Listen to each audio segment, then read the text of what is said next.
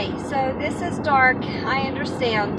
I broke my other device and this is all I have left. But in light of the Kavanaugh hearings and all that's coming down the pike, I just want to throw a few thoughts out there, if not for anyone else to listen to, for my own record.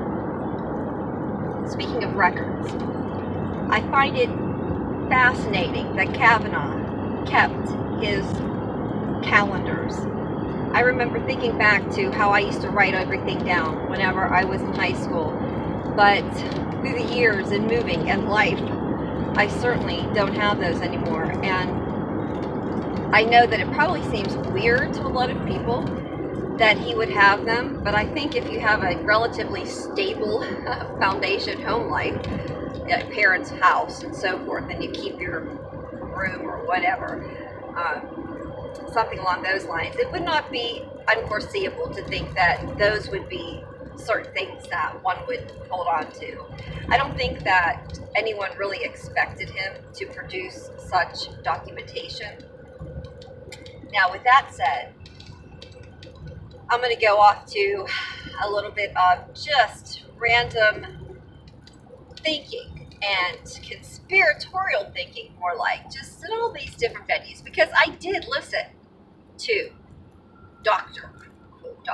Ford, and she is either one hell of a Manchurian candidate, and I say that not in the realm of her being an assassin, but just of being maybe an MK Ultra person.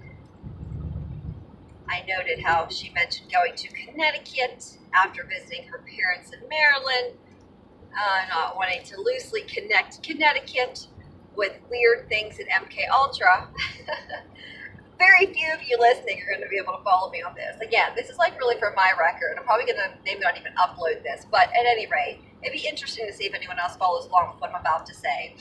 So, I do not want to buy into the whole 452D chess, but wouldn't it be fascinating, just fascinating, if somehow Kavanaugh was the nomination, because it was known that this was going to come out somehow. You get people to play into, the rat race. The Dems do it to the left, to the right all the time. It would be unreasonable to think that the right doesn't also do it to the left. I don't acknowledge that as often because the occurrences of the left constantly doing shady shit is just overwhelming and enough to talk about. But it's not unforeseeable to think that there's definitely things going on behind the scenes that's very manipulative and planned out. Let me just get to the chase.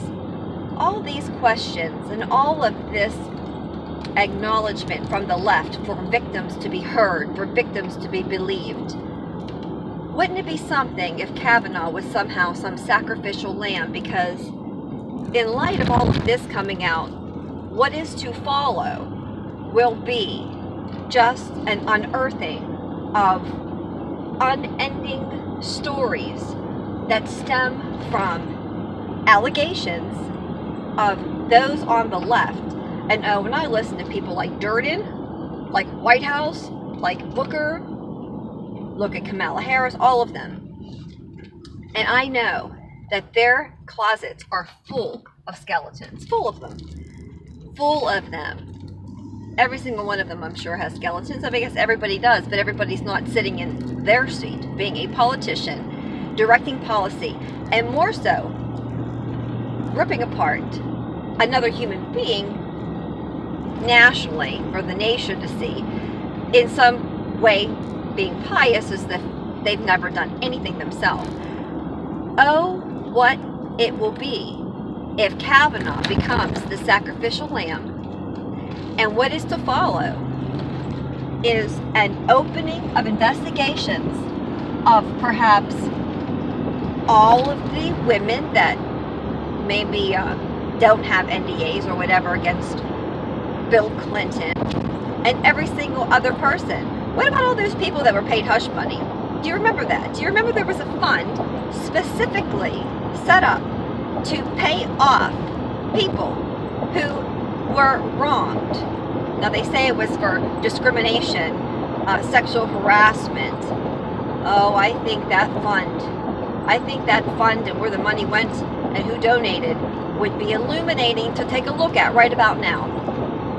The stories that could be told, they far, far, far surpass somebody who was 17 years old grinding on a 15-year-old at a house party. Wasn't even a party. Summertime. I kind of get that whole flow. I kind of I went to a public high school.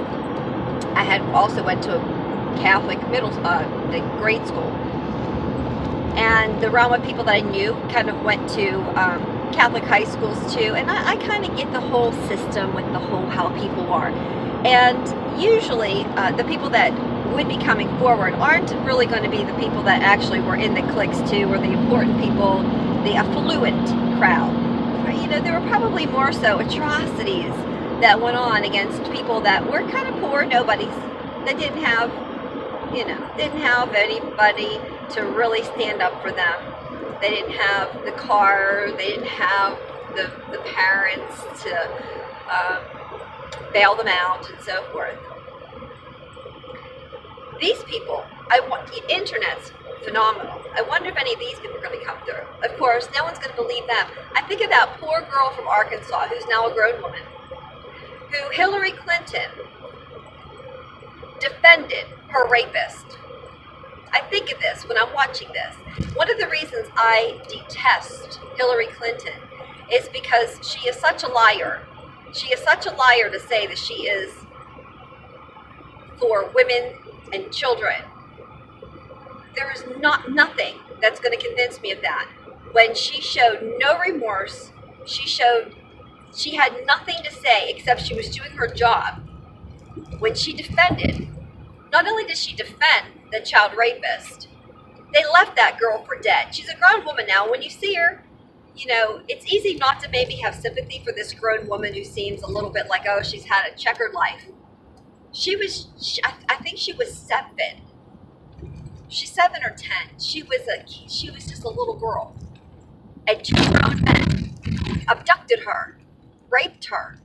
They left her for dead in that field. They didn't just rape her. They raped her and they brutalized her. They beat her and they left her for dead.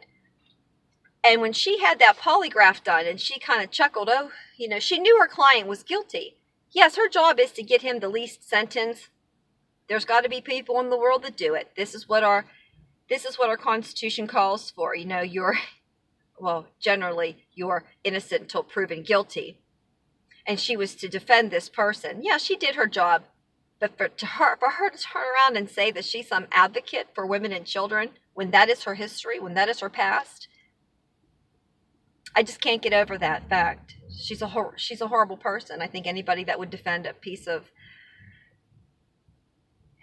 I don't even want to say human garbage, just garbage, to that nature, doesn't deserve to be anywhere near an office that dictates policy for the citizens of America to follow.